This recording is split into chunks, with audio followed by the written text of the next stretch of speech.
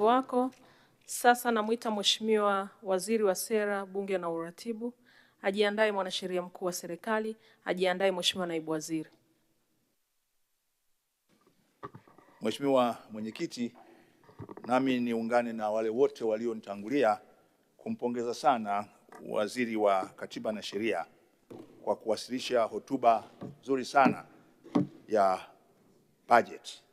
Hotuba ambayo imeeleza mafanikio ambayo yamepatikana, lakini inayoeleza pia mipango katika mwaka ujao wa fedha.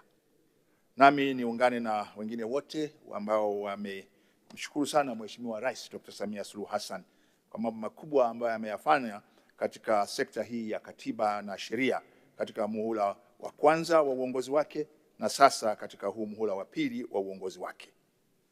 Na kwa niaba ya wananchi wa jimbo la Kilosa, napenda nimshukuru sana Mheshimiwa Dr. Samia Suluhu Hassan, lakini pia na mahakama ya Tanzania kwa kutujengea mahakama mpya ya wilaya na mahakama ya mwanzo kule Kilosa katika eneo la Kondoa Kilosa. Kwa hiyo ukija Kilosa pia kuna eneo la Kondoa. Mahakama ni nzuri sana na tunashukuru kwa kuzingatia maombi yetu ya kwamba mahakama ile ziwe mahakama mbili ndani ya mahakama moja, yani mahakama ya wilaya na mahakama ya mkoa. Mahakama ya wilaya na mahakama ya mwanzo. Na naamini kabisa tutapata pia msukumo wa kukamilisha mahakama ya mwanzo kule Magubike kwa ajili ya kata zile 8 za juu za upande wa tarafa ya Magole. Mheshimiwa Mwenyekiti, nimesimama ili nimshukuru sana Mheshimiwa Nyamizi Mhoja, mbunge, ambaye ametoa hoja nzuri sana kuhusu masuala yote yanayohusu watu wenye ulemavu ambayo yanaangukia katika wizara yangu. Mchango wake ni mzuri, maoni yake ni mazuri na tutayazingatia.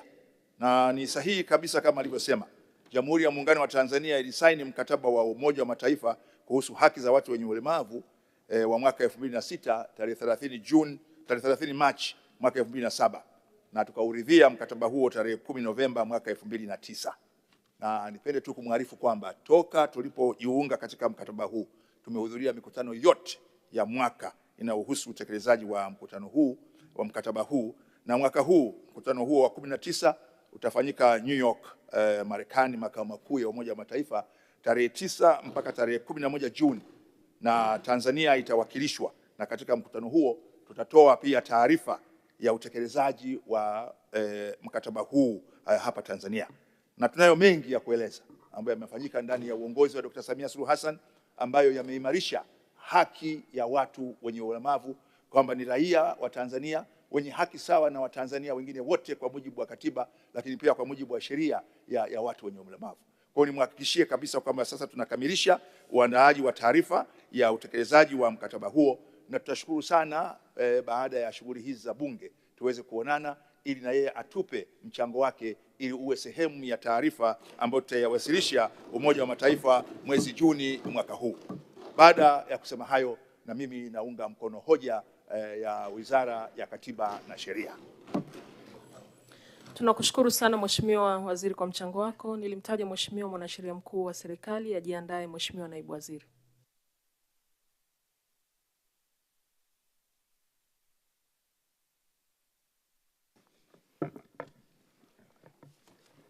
Mheshimiwa Mwenyekiti,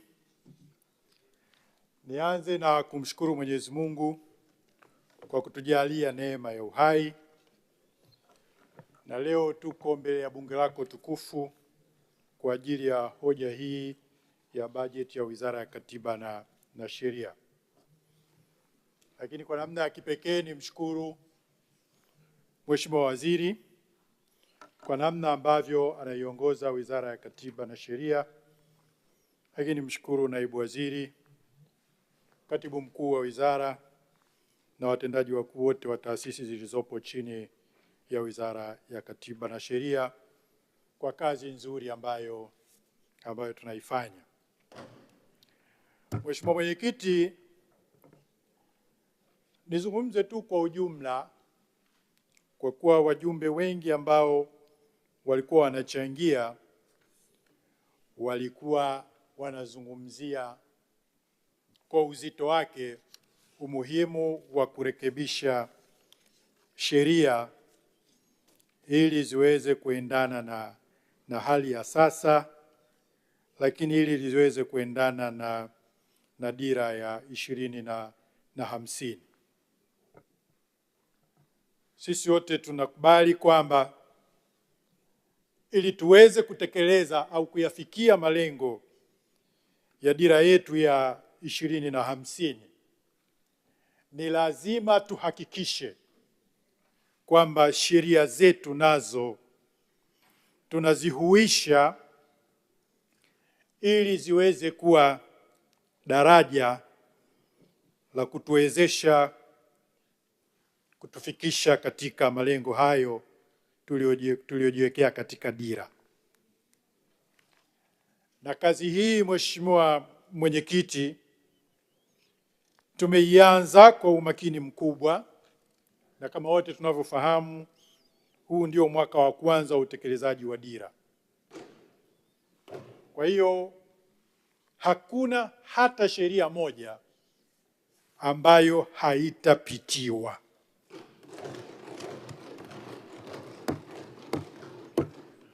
Nirudie tena, Mheshimiwa Mwenyekiti, hakuna hata sheria moja ambayo itaacha kupitiwa.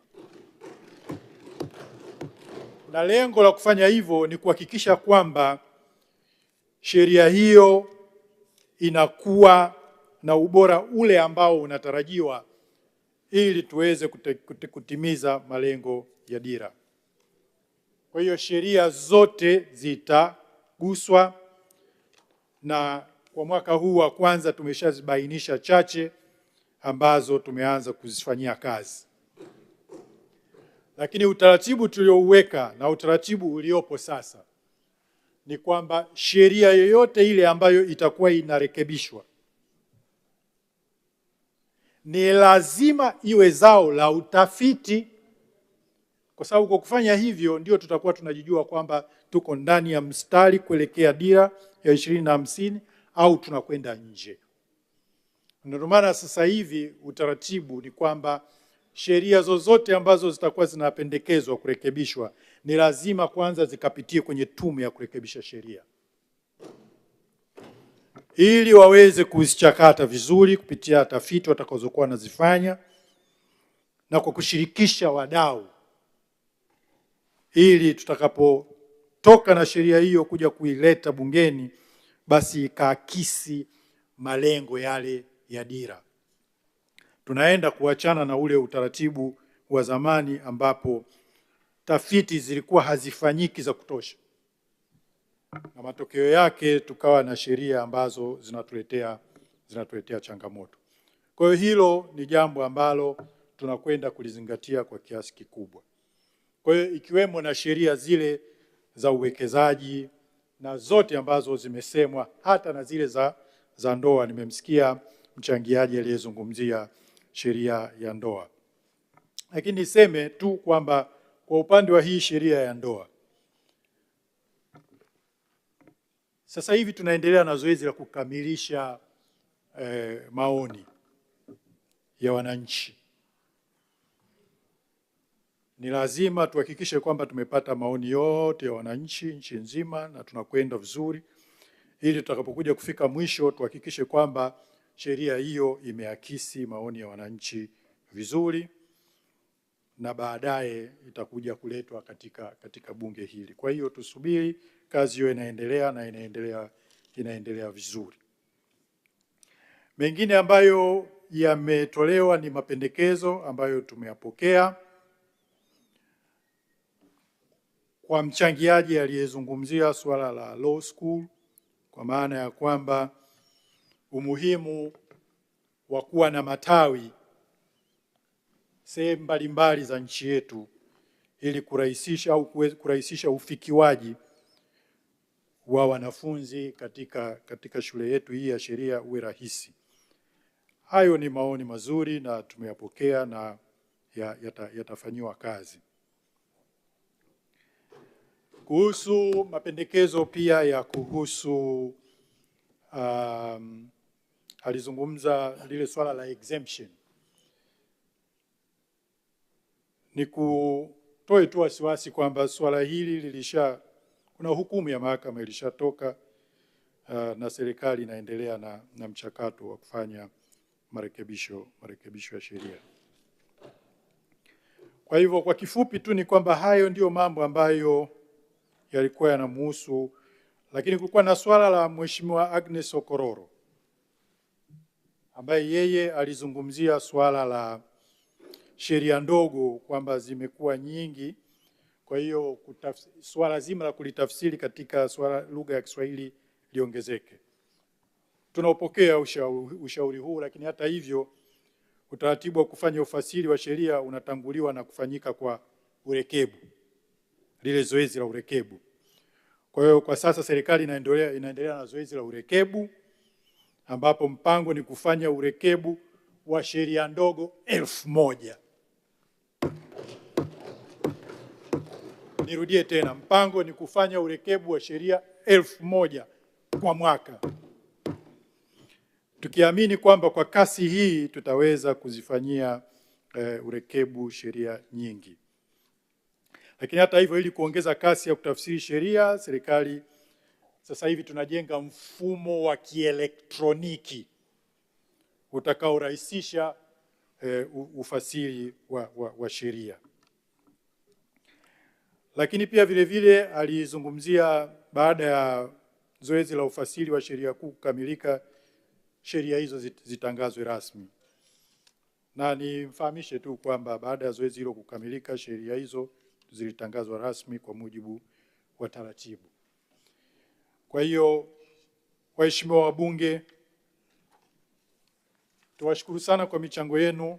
Ofisi ya Mwanasheria Mkuu wa Serikali imejipanga vizuri katika kuhakikisha kwamba tunarekebisha sheria zote kwa kadri tafiti zitakavyotupa taarifa, na kuhakikisha kwamba sheria hizo zinaendana na malengo yaliyowekwa katika dira yetu ya 2050. Mheshimiwa Mwenyekiti, baada ya kusema hayo, kwa heshima na taadhima, naomba kuunga mkono hoja. Tunakushukuru Mheshimiwa Mwanasheria Mkuu kwa mchango wako. Sasa kwa maendeleo ya sekta ya utalii na huduma za hoteli nchini, Parrot Hotel iliyopo Kaloleni katikati ya jiji la Arusha ni fahari ya Tanzania. Ina bwawa la kisasa la kuogelea na kupumzika kwa watu wa rika zote, mapokezi yenye ubora. Hapa utapata kahawa safi na vinywaji baridi vya kila aina, lifti za kisasa za kupeleka kwenye floor 13 zenye vyumba zaidi ya 100, vyumba vya kulala vyenye mazingira salama na tulivu, vyenye joto la upendo na baridi ya starehe, kumbi za mikutano zenye vifaa vya kisasa, mazungumzo ya kitaifa na kimataifa, sehemu nadhifu ya chakula yenye kuleta hamu, vyakula vyenye viwango vya ubora wa afya. Baada ya uchovu wa kutwa nzima, kuna baa ya kipekee kwa jioni yako ya kukumbukwa. Karibu Parrot Hotel kuonja ladha mpya ya maisha.